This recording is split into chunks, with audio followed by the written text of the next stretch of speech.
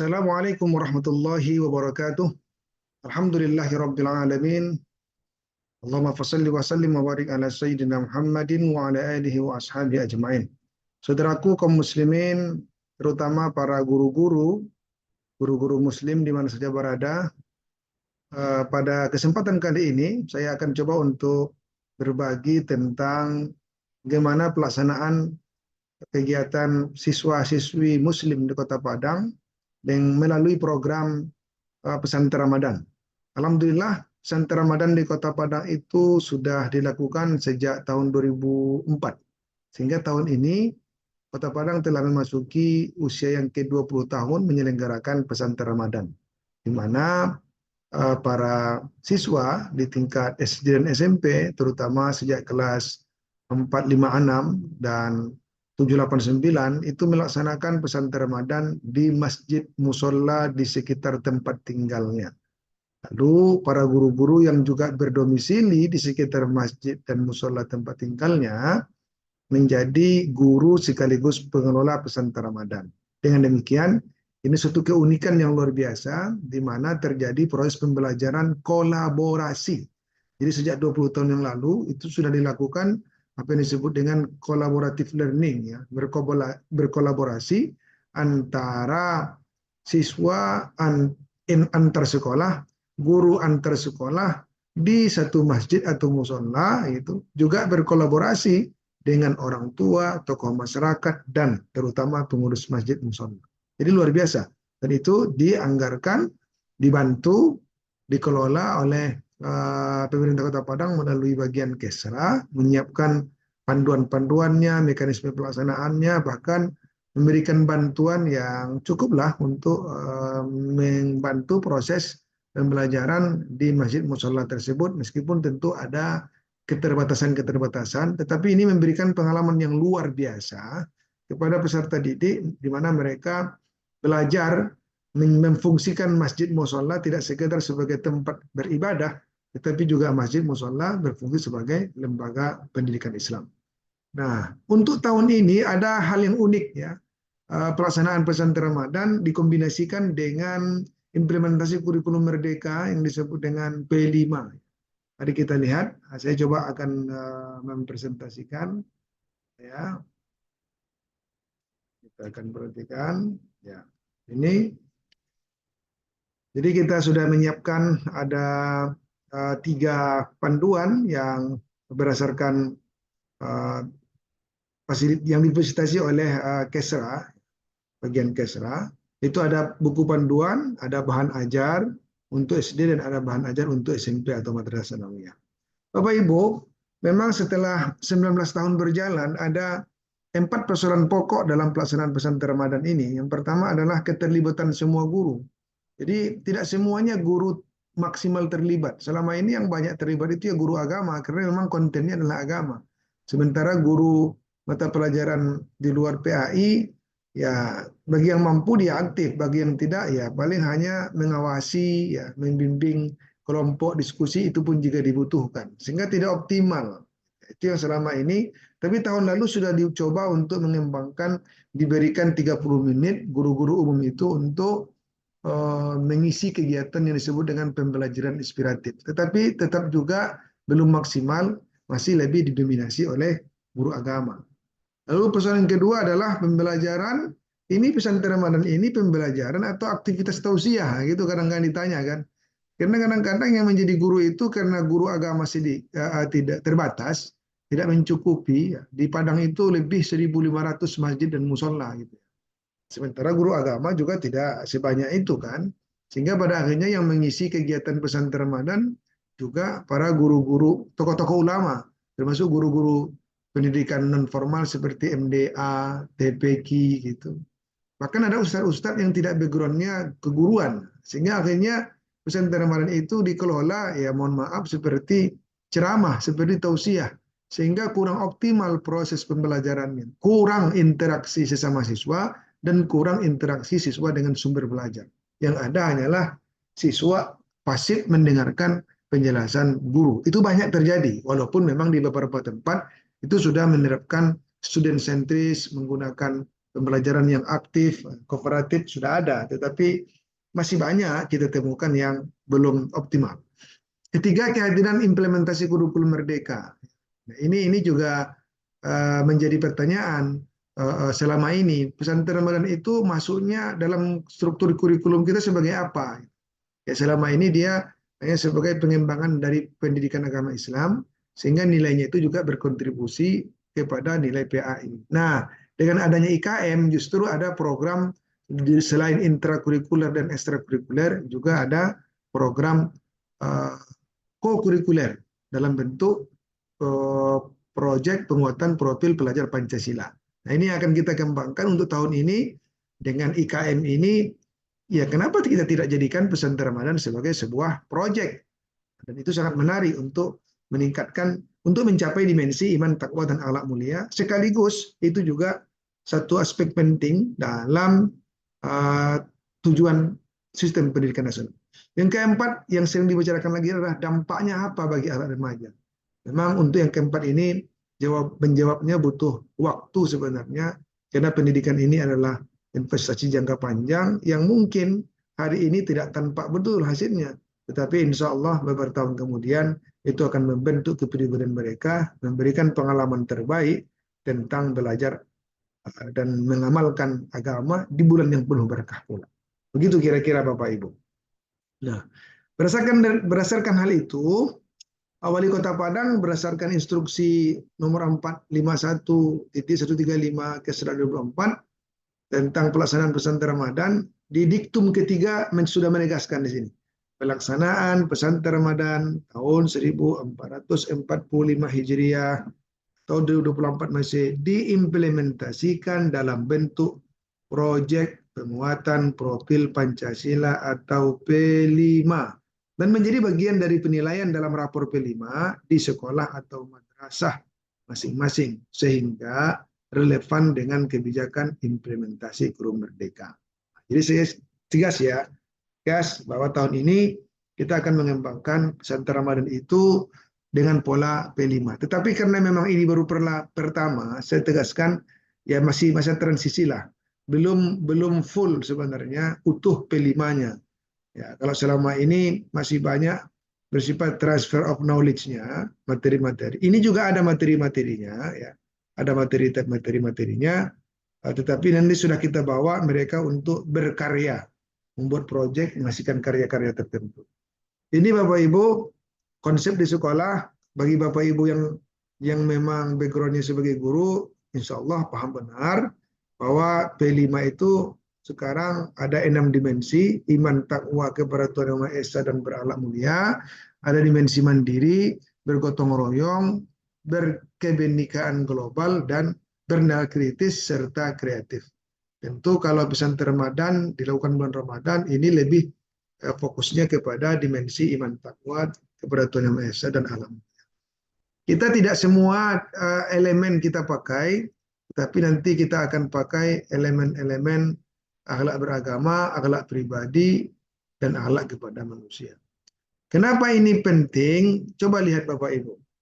Kalau kita lihat dalam panduan P5 itu, di SD kelas 1 sampai kelas 5, itu mereka harus bikin kegiatan co-kurikuler dalam bentuk proyek tadi, itu 252 jam JP.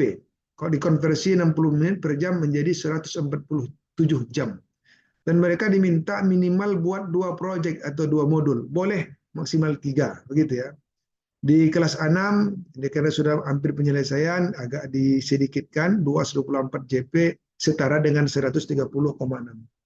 SMP 78 itu 360 jam loh Bapak Ibu. 360 jam pelajaran. Dikonversi ke jam 60 menit menjadi 240 jam. Jadi kalau 240 jam ya, jadi cukup panjang. Sementara kelas 9 itu 320 jam. Nah, sementara di sisi lain pesantren Ramadan seperti tahun ini dilaksanakan selama 17 hari yang efektif. Bahkan didahului dengan pembukaan, diakhiri dengan penutup. 19 hari sebenarnya ya. Tapi proses pembelajarannya 17 hari. 17 hari, kita hitung-hitung sehari itu di selama Ramadan ini mereka belajar 6 jam. Kalau SMP itu subuh sampai tengah 10. Kalau SD tengah 10 sampai jam 1. Jadi 4,5 jam. Ya. 4,5 jam siang. Pada malam harinya mereka juga diminta untuk sholat tarawih, sholat isya berjamaah, bahkan mendengarkan tausiah. Dan itu waktunya juga minimal 1,5 jam. Maka kita hitung satu hari itu mereka butuh 6 jam dalam pesantren Ramadan. Kalau tadi dikalikan 17 hari itu memakan waktu 102 jam. Coba bayangkan saudara, sudahlah mereka belajar interkurikuler, diminta lagi membuat project, diminta lagi untuk berpesantren Ramadan 102 jam, tentu kan bebannya sangat luar biasa. Maka kami mengusulkan, dari awal-awal tim mengusulkan, agar pesantren Ramadan tahun ini mengakomodir pola P5, sehingga pesantren Ramadan ini menjadi bagian dari proyek yang mesti dilakukan oleh sekolah. Jadi kalau di sekolah itu sudah ada 2 modul, tambah pesantren Ramadan jadi 3 modul.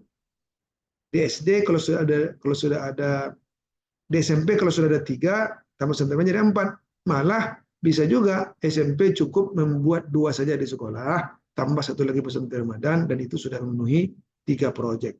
Jadi kan, dan ini juga jelas, hakikat P5 itu kan sebenarnya membentuk karakter. Saya kira semua kita orang yang beragama pasti meyakini yang paling efektif membentuk karakter itu adalah melalui agama. Karena agama itu berasal dari keyakinan yang kuat, dan dia biasanya memang mendidik orang-orangnya untuk taat dan berakhlak mulia, sehingga relevan sekali dengan konsep pendidikan karakter yang dikembangkan menjadi profil pelajar Pancasila.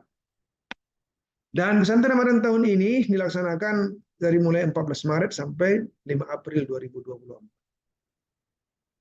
Perlu kami sampaikan, untuk tahun ini diharapkan koordinator dari pesantren Ramadan itu adalah guru, semacam kepala sekolah atau madrasah. Kalau dalam tradisi pesantren namanya kiai, maka kiai itu idealnya guru. Mohon maaf, tidak pengurus masjid, ya, apalagi marbot gitu kan. Tapi dia betul-betul guru yang ditugaskan ke sekolah itu. Dan sekarang alhamdulillah guru-guru sekolah-sekolah baik SD, SMP, MI dan MTS, khususnya sekolah lah ya, itu sudah diberikan penugasan oleh Dinas Pendidikan ke masjid musola yang sudah didaftarkan sebelumnya oleh guru bersangkutan yang berada di sekitar tempat tinggal. Adapun pengurus masjid itu nanti jadi panitia, ya, pemuda, ya, tokoh masyarakat, termasuk dari guru itu sendiri bisa menjadi fasilitator atau panitia. Tapi mohon yang jadi koordinator kegiatan di lapangan di masjid musola itu adalah dari guru. Oke. Adapun guru-guru yang lain yang ditugaskan, termasuk guru umum tadi, dia akan berfungsi sebagai guru pendamping atau instruktur, atau ada yang menyebut dengan guru pembimbing, ada yang menyebut dengan mentor, guru mentor. Mereka ini ditugaskan ke masjid musola, dan dia akan aktif untuk membina peserta didik menyelesaikan proyek-proyek yang telah ditentukan. Oke. Oleh karena itu, karena ini adalah sebuah pembelajaran, bukan tausiah gitu kan. Maka mohonlah kiranya pengelola pesantren Ramadan menyiapkan media-media atau alat-alat pendukung sehingga terjadi proses pembelajaran. Ada karton, ada kertas plano, ada origami, ada post-it, ada HPS, ada spidol, gunting, lem, ya kan, double tip, silakan. Bahkan kalau memungkinkan, sekira sudah banyak juga masjid musola di Kota Padang ini yang menyiapkan infocus, ya, laptop, ya, silakan. Ini luar biasa untuk menunjang keberhasilan proses pendidikan selama pesantren Ramadan. Nah, sekarang kita ingin lihat modulnya. Tentu kita siapkan modul, walaupun sebenarnya dalam praktek di sekolah-sekolah modul ini disusun berdasarkan kasus sekolah masing-masing. Namun sekarang karena sifatnya kolaborasi, ini kita susun mempertimbangkan kondisi remaja Kota Padang secara keseluruhan. Sehingga diharapkan ini dijalankan sesuai dengan apa yang masalah yang dihadapi oleh peserta didik.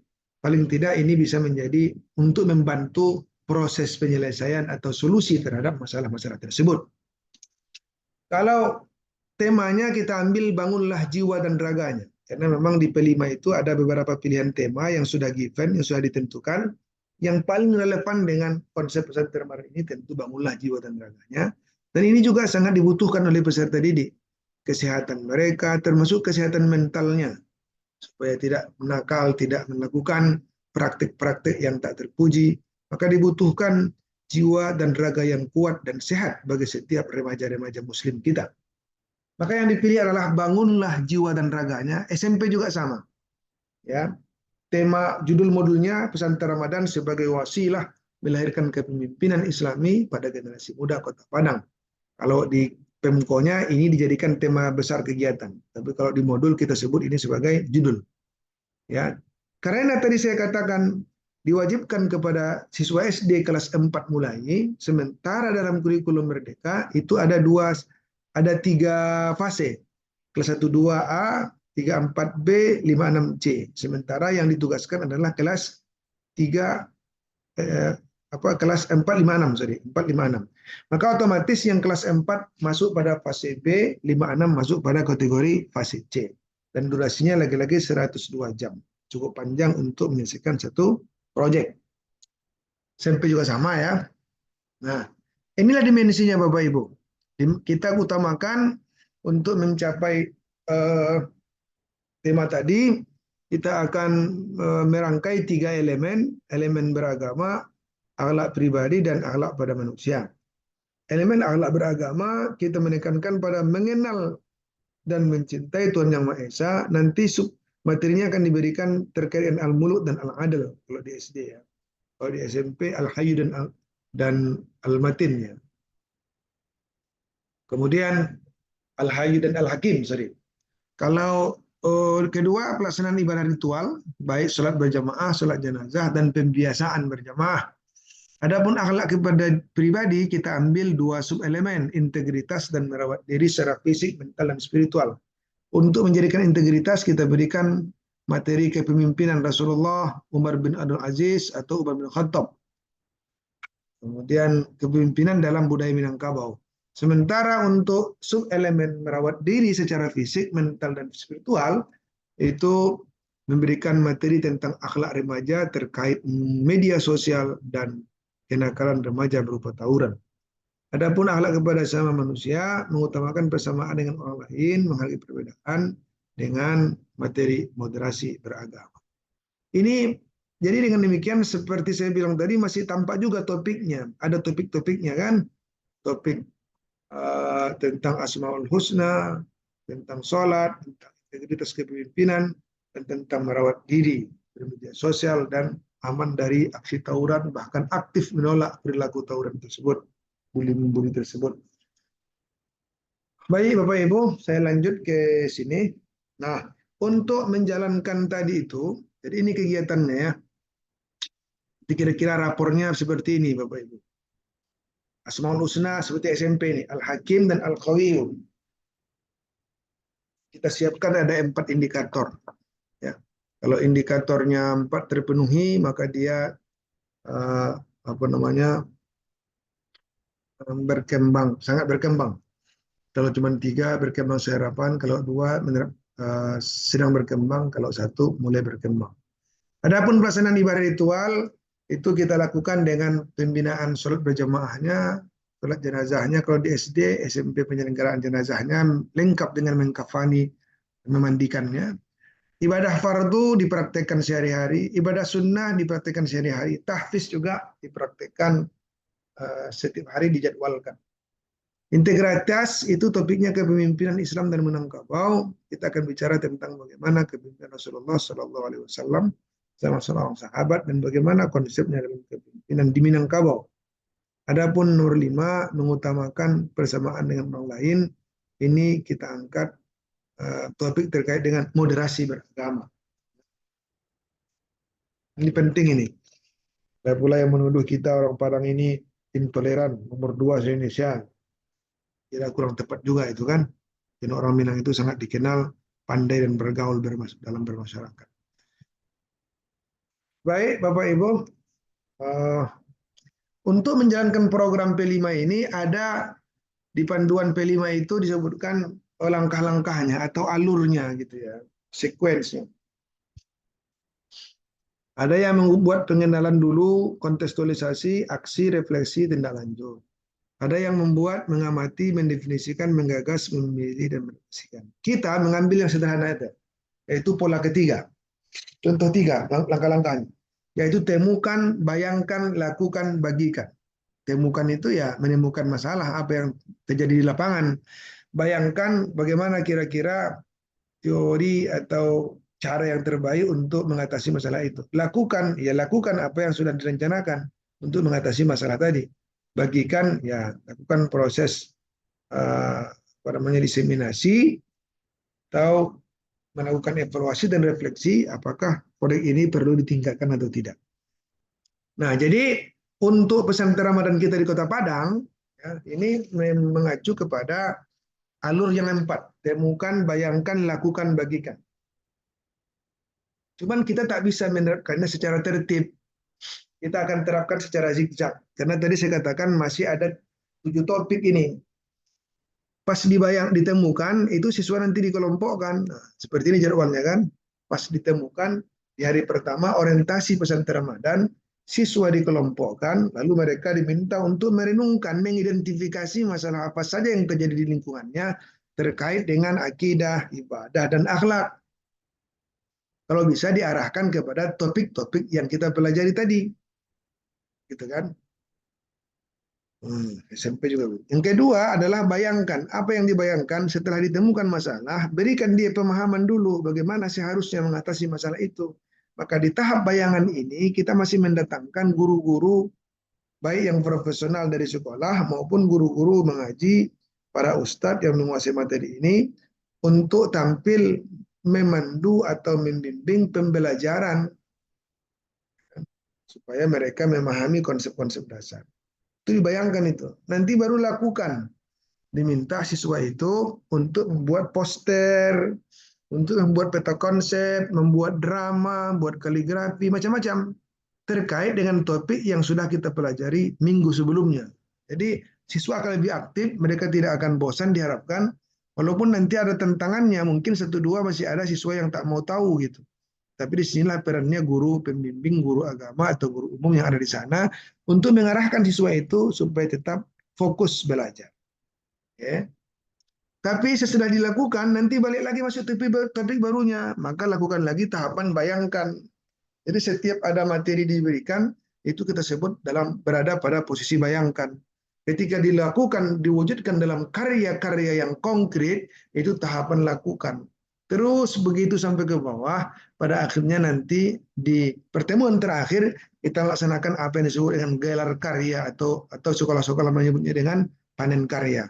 Karya-karya siswa tadi dipajang, kalau terkait drama, mereka main drama, kalau bisa dihadiri oleh para orang tua, katakanlah dilakukan pagi atau sesudah sholat isya atau sholat tarawih, itu luar biasa hasilnya. Oke, terakhir kalau sudah seperti itu, kita akan lakukan evaluasi apa etikaf ya. Setelah itu kita lakukan etikaf juga untuk menutup rangkaian kegiatan pesantren Ramadan. Baik Bapak Ibu. Nah, ini jadwalnya. Ini jadwalnya.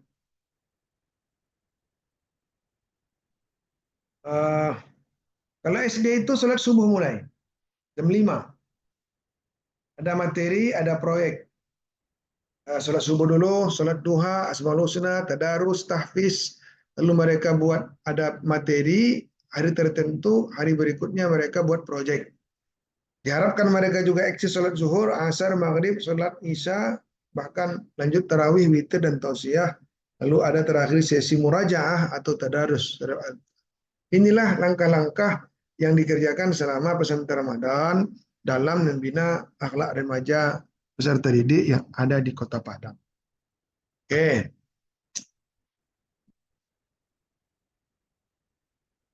Jadi begini ya Bapak Ibu, contohnya kalau di SMP itu jam 6, jam 5 sholat subuh, husna, 15 menit, tadarus setengah jam, tahfiz setengah jam, Al-Hakim Al-Qawiyu, masuk materi, itu cukup 1,5 jam.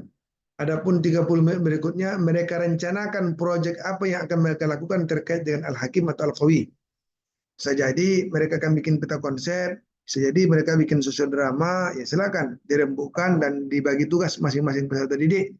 Saat mereka merencanakan inilah semua guru harus turun ke kelompok binaan masing-masing. mengarahkan ke mereka, tidak ribut, supaya serius, supaya bagus hasilnya. Gitu kira-kira. Tentu mereka juga dibimbing untuk sholat duha. Setelah itu mereka sholat zuhur, asar, maghrib, lalu dilanjutkan dengan tarawih witir atau siar Ramadan. Itu untuk SMP kan. Kalau untuk SD, oh ini SMP juga, sorry. Itu hari pertama tadi pemberian materi. Di hari berikutnya setelah materi dilakukan, hari berikutnya itu tak ada lagi pemberian materi, tapi mereka fokus membuat proyek. Apakah proyeknya dalam bentuk poster, dalam bentuk apa namanya peta konsep dan sebagainya. Itu harus dilakukan oleh siswa. Baru duha, zuhur dan seterusnya sama ya. Adapun SDMI itu dimulai juga hendaknya jam 5 sampai jam 6 dimulai. Tapi mereka start kegiatan lainnya dimulai jam 9 sampai 4. Salat duha, asmaul husna, tadarus, tahfiz, itu berjamaah, ya kan. Lalu nanti juga mereka merencanakan proyek seterusnya. Bahkan ada ya, sorry, SD tadi ya. Ini sholat berjamaah 1,5 jam materinya disampaikan, tetapi untuk setengah jam laginya digunakan untuk merencanakan. Tetapi setelah itu keesokan harinya tak ada lagi materi, digunakan waktu 2 jam itu untuk membuat karya, apakah video, apakah konten kreatif, apakah tadi disebut dengan apa tadi saya katakan dalam bentuk uh, susu drama, ya terserah. Tapi kalau untuk sholat sih bagusnya memang praktik ya, praktik. Oke. Ini jadi pertama itu ada ngasih materi, sambung perencanaan, esoknya buat full 2 jam itu buat buat karya atau dibuat project yang sesuai dengan topik itu. Coba perhatikan ini yang saya ambil dari Facebook guru-guru yang sudah melaksanakan 3 hari belakangan. Ini sorry nih Pak Ustadz Romi, saya ambil dari Facebooknya. Ini contoh buat poster. Anak-anak belajar Asmaul Husna, Al-Malikul Mulk, lalu mereka diminta untuk buat poster. Ada gambar, ada teks. Ini malah langsung tes bahasa Arab, keren lah. Kalau yang nomor 2 ini bullying, stop bullying. Ini dapat dari internet. Ini juga bagian dari cara membuat poster. Lalu ada lagi di SMP, di Musola Baitul Insaf, dekat tempat saya berdomisili. Di sini juga mereka membuat apa yang disebut dengan peta konsep. Ada gambar ikan lah, ada gambar apa itu seperti sarang laban madu ya. Jelas saya kira ini menarik. Ya, ini yang sebelah kanan ini adalah siswa SD memperagakan hasil proyeknya dalam bentuk mind map atau peta konsep. Ya. Menarik juga pakai kertas origami nampaknya, itu warna-warni. Lalu ada praktik ibadah.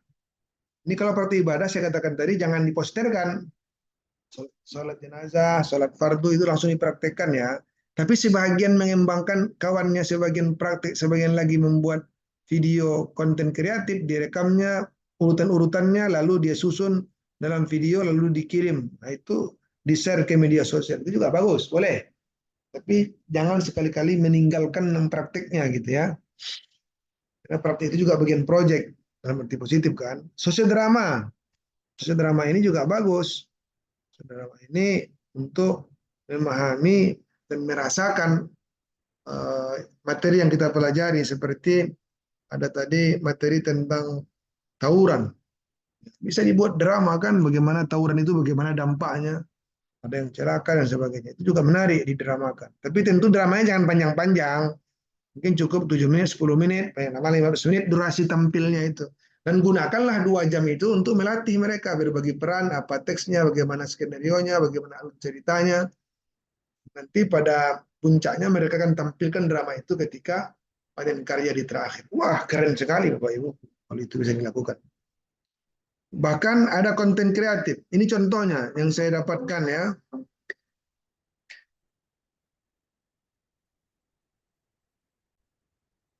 Ini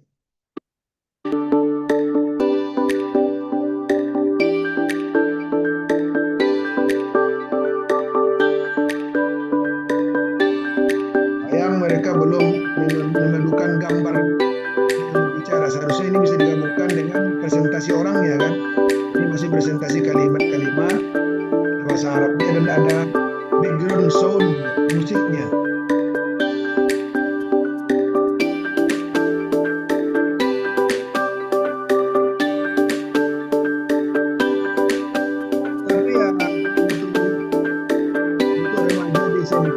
pun sudah luar biasa kan, bisa dia buat project dalam bentuk video. Saya kira Bapak Ibu sekalian punya inspirasi lah yang lebih lagi untuk mengembangkan bagaimana bentuk proyeknya. Nah, di sini kita tawarkan ada beberapa macam-macam karya atau proyek karya sesuai topik itu. Pertama, silakan kembangkan karya-karya lain sebagai bagian dari proyek dalam pesantren Ramadan yang sesuai dengan topik yang dipilih.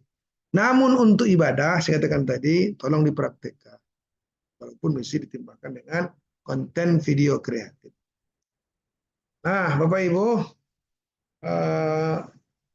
di samping itu nanti anak-anak juga menghafal ya. SD ini targetnya minimal, kalau sudah dapat silakan tambah yang lain.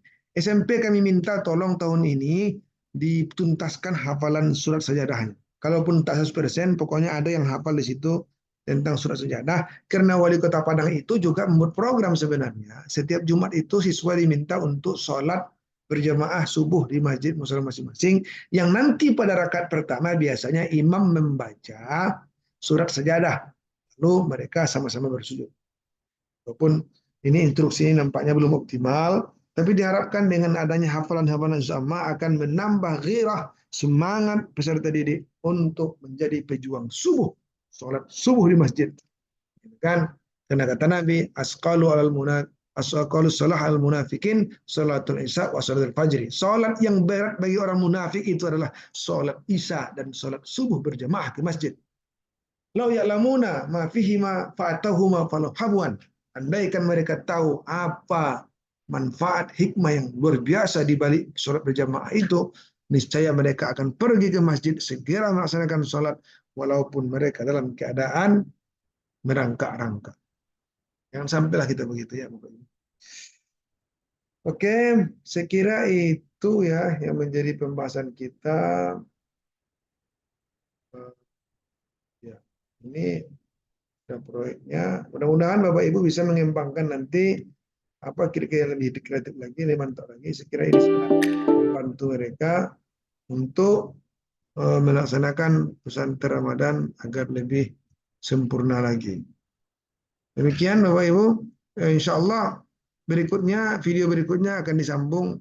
Insya Allah besok kita akan upload terkait dengan penilaian. Bagaimana cara menilainya ini pesantren Ramadan. Bapak Ibu, meskipun demikian, kita lihat secara jujur beberapa sekolah, saya dapat laporan anak-anak itu merasa bahagia, enjoy ketika mereka diminta untuk membuat poster, bersama-sama membuat peta konsep yang terkait dengan materi. Tentu kita harapkan guru-guru juga harus kontrol dengan baik. Jangan sampai nanti anak-anak itu bekerja bikin konten video, gurunya tidak tahu apa yang mereka rekam. Lalu kemudian mereka share ke media sosial, ternyata tak patut, habis menjadi cemihan orang sejagat raya, dirujak sama netizen gitu kan. Oleh karena itu juga kita harus hati-hati, lihat karya-karya mereka itu, jika memang positif, tidak bercampur dengan hal yang buruk, maka silakan di-share kepada keluarga dan teman-teman lainnya, sehingga pesantren Ramadan kita ini maksimal adanya, diberkahi oleh Allah Subhanahu wa Ta'ala. Terima kasih saudaraku, ilahi anta maksudi, waridhaka mitrubi, ya Allah. Engkaulah yang aku tuju dan ridhomu lah yang aku tuntut. Banyak maaf bila taufik wal hidayah. Wassalamualaikum warahmatullahi wabarakatuh.